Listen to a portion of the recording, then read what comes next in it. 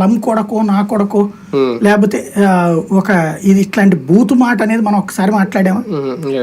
మనం వాడాలి, మనం ఎందుకు వాడతాం? అదే అంటే నేను అనేది మనం సోషల్ మీడియాని మనం వాడేటటువంటి తీరు ఎట్లా ఉంటది, డిబేట్ దీంట్లో ఒకరికి నచ్చచ్చు నచ్చకపోవచ్చు, అది మనం ఏం చేయలేదు దానికి. అంతే తప్పించి దుర్భాష అనేది ఎప్పుడూ లేదు. దాంట్లో వెటకారం ఉండొచ్చు, మన దాంట్లో పాయింట్ ఉంటది, దాంట్లో ఇది ఒకరికి నచ్చవచ్చు ఒకరికి నచ్చకపోవచ్చు. ఎందుకంటే ఒకళ్ళని ఎత్తి చూపెట్టినప్పుడు ఖచ్చితంగా ఆ ఎత్తి చెయ్యం. ఇక్కడ జరుగుతున్నది ఏంటి? వ్యక్తిత్వ హననం.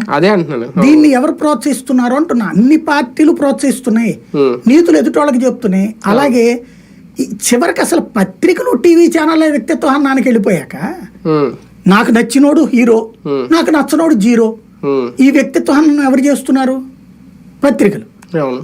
దానికి వాళ్ళు భాషలో కంట్రోల్లో ఉంచుకున్నారు, వీళ్ళు ఆ భాష కూడా దారి తప్పారు. ఈ వ్యవహారానికి సంబంధించి సోషల్ మీడియానికి సంబంధించి ఇప్పుడైనా ఒక దారికి వస్తుంది. నాకు ఒకందుకు మంచి అనిపించింది. ఇప్పుడు ఇవన్నీ చేయడం ద్వారా వీళ్ళు ఆపినప్పుడు అవతలోడు కూడా ఆపాలి కదా, ఆపుతారేమో. అందరూ ఆపాలి అంటే ఇప్పుడు ఇది చూసిన తర్వాత వీళ్ళు ఆగుతున్నది కాబట్టి అవతలోళ్ళు కూడా నిర్మాణాత్మక చర్చ ఏమన్నా జరుపుతారేమో, ఆ రోజు వస్తుందేమో.